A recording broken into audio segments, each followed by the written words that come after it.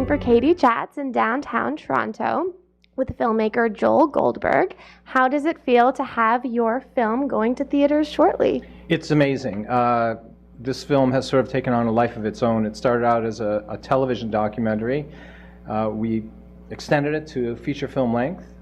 Next thing you know, we got into the Whistler Film Festival, then the Global Visions Festival in Edmonton, and we've now been picked up for theatrical distribution by Avi Federgreen's company, Indicant.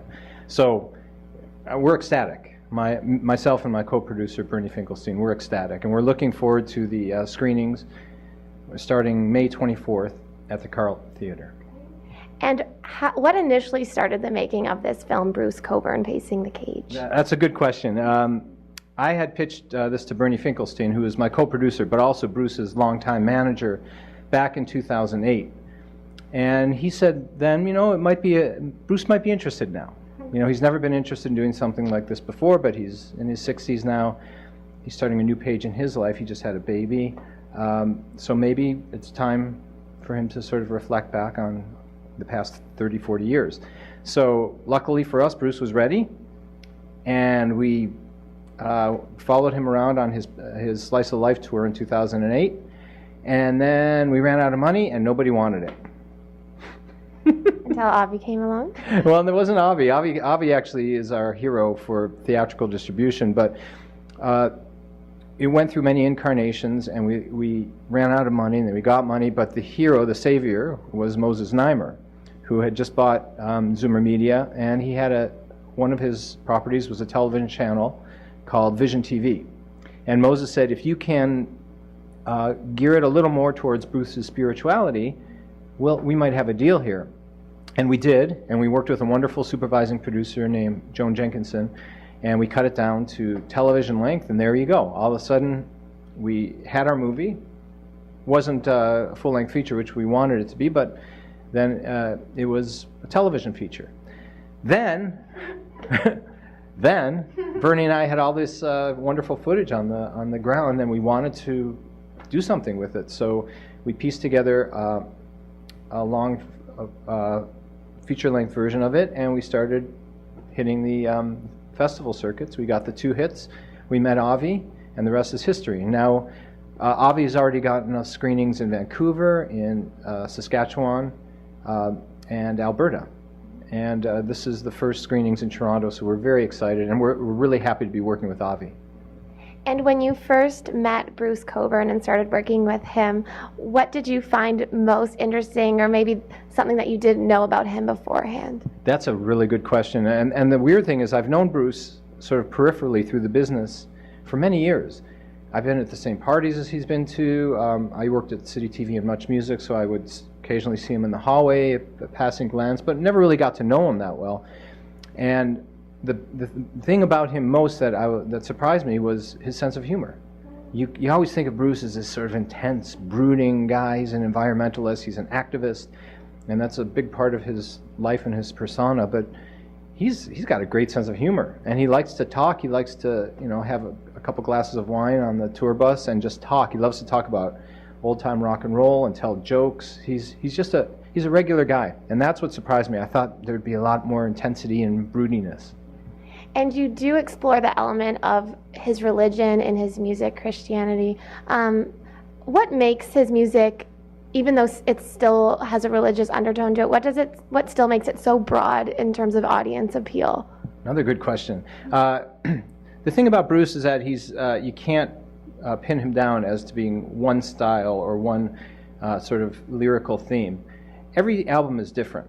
Some of the albums have very that spiritual feel because he was going through, he became a born-again Christian for a while, and he was going through that. But other albums, you have the pop hits, you have the instrumental guitar playing, which is magical. So really, it's hard to pin him down for anything like that. What we tried to do in the film is break it down into segments. The first segment is the life of an artist on the road. Bruce on the road, which is where he's most comfortable. The second segment is spirituality. Then we talked about his amazing guitar playing, then his songwriting, then his activism, and then the final segment is this Canadian icon looking back at his life. So there's so many aspects to his personality and his music You know, it's hard to say, well, you know, that there's a religious bent in all of his songs, because there isn't. And in the film, Bruce mentioned the importance of telling the story of a life. And now, from your perspective as a filmmaker, telling his story in a film, I mean, what is the importance of sharing someone's life experience and art? I think in Bruce's case, I think there's two things, and it's another good question. Number one, you want to reinforce that he has passionate fans. And basically the film reinforces what they already know. And it has these amazing performances, full performances of some of his biggest songs. And also, I think what I want to do is maybe those hardcore fans bring their children, or maybe they bring a friend who doesn't really know about Bruce Cockburn. So for me, the second purpose is really to introduce other people to his music. And there's so many aspects to his music. There's jazz, rock, soul, folk, all these elements, blues elements, that everybody can find something to like. And you add on to that the incredible lyrics. It's sort of to reinforce his greatness to his regular fans and introduce him to new fans. And also, what is the importance of Canadian filmmakers and Canadian musicians and spreading their stories and educating audiences on what they're going through in their lives? That's another really good question, because I mean, what you do is so good here, because you introduce people to Canadian filmmakers doing things. I did another music documentary on the Downchild Blues Band. Dan Aykroyd was the narrator, and it really took the viewers from their entire 40-year journey. And I think, to me, that's important, because, you know, some people might know Flip, Flop, and Fly, but they don't know this incredible, wonderful story of his Donnie, Mr. Downchild's brother, dying, of his wife Jane, virtuoso piano player, dying, and all the hardships that they went through. And 40 years later, they're still there. This is an important Canadian story, and for Canadians to celebrate.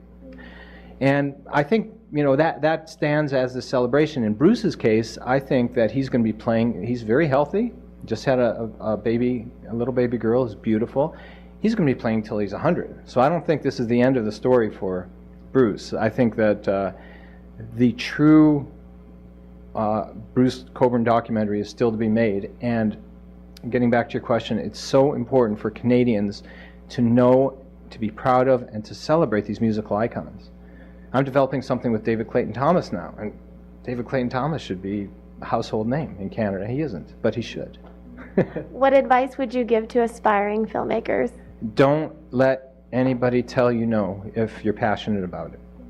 I was talking to a friend of mine the other day who's also a producer, and he was talking about people coming out of school or from other lines of work telling him that they really want to get into the business, and he always says, he tells them no first. And then they go away. If they come back again, he tells them no again. Don't get into this business. And he said if they come back a third time, which it shows the passion, that they have the passion, that then he says to them, okay, let's sit down and talk. And that is my advice. If you have the passion, if you have something you really want to do, whether it's a scripted piece, whether it's a television series, whether it's a documentary, and I just do arts documentaries, you have to have the passion, and don't let anybody tell you no. And tell me a little bit more about your upcoming project and what we can expect to see. I have two projects in development. One is featuring Carvin Winans, who's the part of the Gospel Winans family. And that would be a series, an in-studio series. And I'm developing something now with David Clayton Thomas, which would be along the lines of the Downchild, half concert, half documentary. David has just put out a brand new album, which is amazing. And he also has a book out called David Clayton Thomas, Blood, Sweat, and Tears. And he has a fascinating story, and that's one I'd like to tell. But as you know, in Canada, it's very hard to get these things off the ground. It took me 4 years for Downchild, 2 years for Samba Squad, 4 years for Bruce. So there you go. Keep at it. And where is the best place to find out more information on you and on the film online? The best place is joelgoldbergproductions.com, which is my website. It gives you all the information you need. Thank you so much. Congratulations, Joel, and best of luck with the film. Thank you. I think you're awesome. Oh, thank you. I'm Katie Allman reporting for Katie Chats here in downtown Toronto.